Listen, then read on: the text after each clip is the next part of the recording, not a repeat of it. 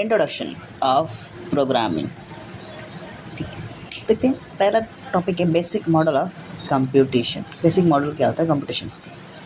तो देखते हैं जो मॉडल ऑफ कंप्यूटेशन एक थियोरेटिकल फ्रेमवर्क होता है जिसके थ्रू हम ये समझते हैं कि कोई कंप्यूटर का सिस्टम किसी प्रॉब्लम को सॉल्व कैसे करता है। ये एक एब्स्ट्रैक्ट है, यानी रियल कंप्यूटर की बात नहीं हो रही है बल्कि एक सिंपल और आइडियलाइज वर्जन की बात हो रही है। ठीक, जिसमें दिखाऊँ मैं भी एक सिंपल लैंग्वेज में ये कि बेसिक मॉडल ऑफ कंप्यूटेशन का मतलब है कि हम कंप्यूटर किसी भी कंप्यूटिंग मशीन का काम समझने के लिए सिंपल फ्रेमवर्क बनाते हैं जिसमें हम डिफाइन करते हैं कि कैसे इनपुट आता है, कैसे प्रोसेस होता है और कैसे आउटपुट निकलता है। ठीक, सेकेंड इसका मेन पार्ट ये होते हैं किसके कंप्यूटेशन के मेन पार्ट्स कौन कौन से होते हैं। देखिए एक इनपुट होता है। ठीक, इनपुट में क्या होता है कि जो भी डेटा या इन्फॉर्मेशन हम सिस्टम को देते हैं, हाँ, इनपुट को हम वो डाटा देते हैं जो हम मशीन को देते हैं। इनपुट डाटा होता है जो हम मशीन को देते हैं। जैसे एग्जांपल में हम कोई दो नंबर ले रहे हैं या टेक्स्ट ले लेंगे या इमेज ले लेंगे, कोई भी कुछ भी कर सकते हैं। जैसे हमने लिया अभी ये कैलकुलेट करने के लिए कि 5 + 3 डालना है, 5 + 3 को हम डालें तो प्रोसेसिंग होगा उसका। सेकेंड है हमारा प्रोसेसिंग का मतलब कंप्यूटेशन करेगा वो। तो प्रोसेसिंग में क्या करेगा वो कि ये एक्चुअल कैलकुलेशन या लॉजिक अप्लाई होता है यहाँ पे, जिसे स्टेप मशीन इंस्ट्रक्शन फॉलो करके इनपुट को प्रोसेस करता है। इसमें एल्गोरिदम का यूज़ होता है। मतलब स्टेप बाय स्टेप इंस्ट्रक्शन क्या करता है वो फॉलो करता है। जैसे एग्जांपल में हमने 5 + 3 लिया था तो 5 + 3 को क्या करेगा वो ऐड करने का काम करेगा। फिर तीसरा है हमारा आउटपुट क्या करता है, प्रोसेसिंग के बाद जो रिज़ल्ट आता है, ठीक है, उसे हम आउटपुट कहते हैं। ये फाइनल रिजल्ट जो सिस्टम निकालता है कंप्यूटेशन के बाद वही हमारा क्या रिजल्ट है। और 5 + 3 हमने किया था, एग्जांपल में लिया था तो वो क्या आ रहा था, 5 + 3 क्या था, सम किए थे हमने। और सम करेंगे क्या होगा उसका ऐड ही आएगा, 8 आएगा मतलब। ये हो गया आउटपुट का। फिर चौथा स्टोरेज सिस्टम के पास एक जगह होती है जहाँ वो डेटा को टेम्पररी स्टोर करता है। जैसे कि रजिस्टर वेरिएबल्स होते हैं ना, उस तरह इसमें भी है कि डेटा को टेम्पररी या परमानेंटली स्टोर करने के लिए मेमोरी होती है। एग्जांपल में देख सकते हैं, जैसे हमने अभी बताया था रैम, हमने रजिस्टर भी बताया था, जैसे रैम हो गया, हार्ड डिस्क हो गया। कंप्यूटर्स की बात बता रहे हैं, रैम टेम्पररी के लिए, हार्ड डिस्क परमानेंट के लिए है। अब है ई वाला क्या कहता है, कंट्रोल यूनिट। ये डिसाइड करता है कि कौन सा स्टेप कब एग्जीक्यूट होगा।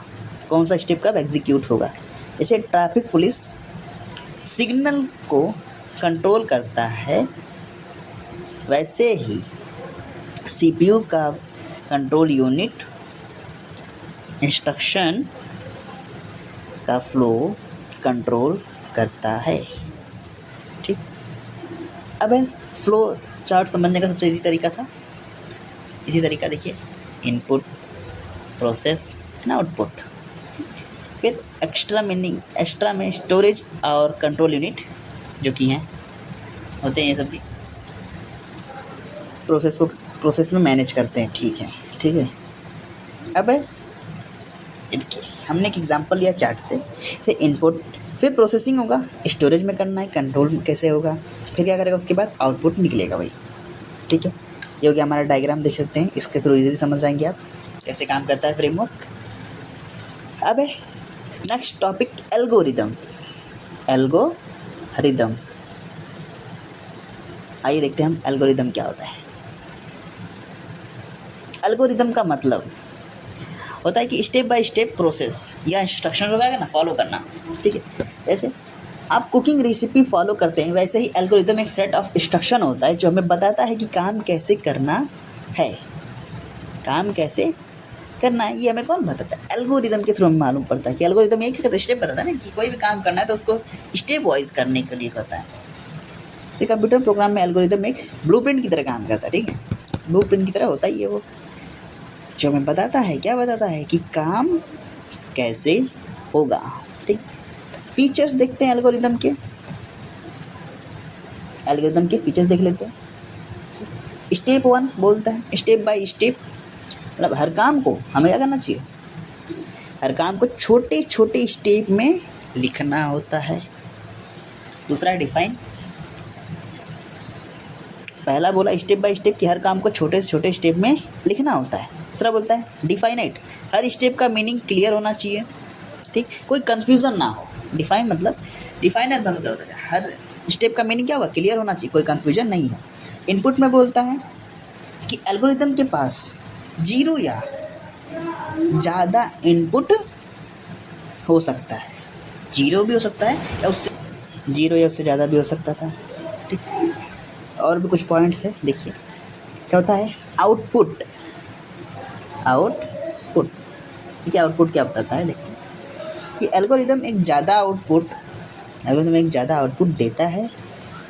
एल्गोरिदम क्या कहता है, एक या ज़्यादा आउटपुट देगा। अगर 0 से ज़्यादा उसमें चीज़ें हो सकती हैं, इनपुट हो सकती हैं, तो हम आउटपुट में एल्गोरिदम एक से ज़्यादा आउटपुट देता है। फाइनाइट स्टेप में क्या होता है, स्टेप लिमिटेड होने चाहिए, इनफाइनाइट नहीं होने चाहिए, लिमिटेड स्टेप में काम होना चाहिए। एग्जाम्पल के एरिया हम देख लेते हैं। एग्जाम्पल किसका देखेंगे हम लोग, से प्रॉब्लम है कि 2 नंबर का सम निकालना है किसके थ्रू, एल्गोरिथम। पहला क्या स्टेप, पहले फिर नंबर लो ए, दूसरा नंबर बी ले सकते हैं। थर्ड में क्या करेंगे हम, दोनों का ऐड करो, सम ए प्लस बी, फिर रिजल्ट निकलेगा, प्रिंट करोगे, फिर स्टॉप, छठवां क्वेश्चन स्टॉप। और देखिए इजी बोलने का तरीका भी एक है कि एल्गोरिदम रेसिपी जैसे काम करता है, जैसे रेसिपी कुकिंग होती है ना, कोई हम कुकिंग करते हैं उसी तरह क्या करता है, फॉलो करता है स्टेप्स को।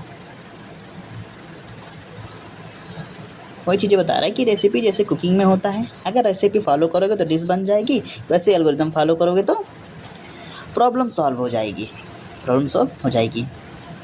तो देखिए, देख सकते हैं यहाँ पे चार्ट बना के दे दिया गया, स्टार्ट, फिर रीड ए, रीड बी, फिर सम करेंगे, प्लस बी, फिर प्रिंट सम, फिर स्टॉप का काम करेंगे।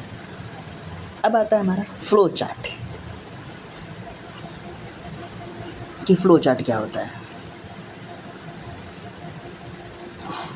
फ्लो चार्ट एक डायग्राम होता है जो कि प्रोसेस या एल्गोरिदम को step by step visual form में दिखाता है, सिंबल और एरो के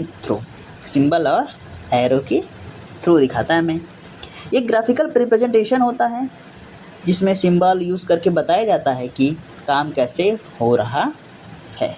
ठीक, फिर देखेंगे फ्लो चार्ट के सिंबल देख लीजिए, Oval, rectangle, parallelogram, diamond. Oval का काम क्या होता है ये मालूम पड़ेगा कि जो ओवल होता है वो स्टार्ट करता है, और रेक्टेंगल प्रोसेस का काम करता है, पैरेललोग्राम इनपुट या आउटपुट का काम करता है, डायमंड डिसीजन का काम करता है। ये थे हमारे ओवल के सिंबल का मतलब। अब फ्लो चार्ट बनाने की फ़ायदा क्या होता है, जानते हैं? तो जानते हैं, जिससे प्रोसेस को सिंपल बनाता है, एरर इजीली डिटेक्ट होता है, और स्टेप बाय स्टेप समझते हैं प्रोग्राम को। ठीक है, स्टेप बाय स्टेप क्या कहते हैं, प्रोग्राम को हम लोग समझते हैं, और लॉजिक क्लियर होता है, इसलिए ये फ़ायदा था। अब एक एग्जांपल लेके देख लेते हैं। जैसे टी बनाना है, तो टी बनाने का कैसे बनेगा प्रोसेस देखते हैं। स्टार्ट करेंगे, फिर क्या करेंगे, वाटर हीट करोगे, फिर क्या करेंगे हम लोग, तो वाटर हीट तो कर दिए हैं, टी लीफ ऐड करेंगे, फिर शुगर ऐड करेंगे, 5वें में हम करेंगे मिल्क ऐड, ठीक कर दिए। फिर 6वें में हम करेंगे बॉयल करेंगे, 7वां सर्व करेंगे टी को, फिर लास्ट में स्टॉप कर दिए। अब देखिए फ्लो चार्ट में कैसे किया गया है, ऐसे प्रोसेस होगा फ्लो चार्ट में टी के लिए। Heat water add tea leave add sugar add milk boil mixture serve tea stop. फिर है प्रोग्रामिंग लैंग्वेज क्या होती है जानते हैं। प्रोग्रामिंग लैंग्वेज एक तरीका है जिसके थ्रू हम कंप्यूटर को बताते हैं कि काम करना है, क्या काम करना है, ठीक है, ये बताते हैं। यानी कि एक लैंग्वेज होती है जो ह्यूमन और कंप्यूटर के बीच कम्युनिकेशन इस्टेब्लिश करती है, ठीक है। कंप्यूटर खुद से नहीं समझता कि हम उसे क्लियरली बताना पड़ता है, और प्रोग्रामिंग लैंग्वेज वो मीडियम होता है जिसके थ्रू बताते हैं उसको है, ठीक। कंप्यूटर डायरेक्टली ह्यूमन लैंग्वेज नहीं समझता, वो बाइनरी लैंग्वेज में काम करता है। प्रोग्रामिंग लैंग्वेज एक ब्रिज की तरह काम करता है जो ह्यूमन इंस्ट्रक्शन को मशीन कोड में कन्वर्ट करता है।